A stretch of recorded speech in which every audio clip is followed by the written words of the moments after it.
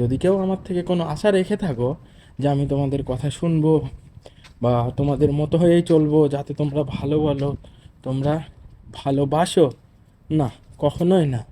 আমার যেটা ভালো মনে হবে আমি সেরকমভাবেই আমার জীবনটাকে অতিবাহিত করব। জীবনটা আমার, তাও আবার একটা। এরকমটা না যে আমার কাছে দুটো জীবন আছে, এই জীবনে আমি দেখি কে কী করে, সবার কথা মতো চলি এবং সবার কথা মতো আমার জীবনটাকে পরিচালিত করি, দিয়ে তারপরে দেখি যে তোমরা কেউ আমার সঙ্গ দিলে না, আমায় ভালোবাসলে না, আমায় মূল্যায়ন করলে না, এবং তখন আমি ভাবলাম যে এই জীবনটা গেছে যাক, এর পরের জীবনটা আমি আমার মতো করে বাঁচবো। না, এরকমটা না। জীবন একটাই, জীবনে কোনো দ্বিতীয় অপশান নেই।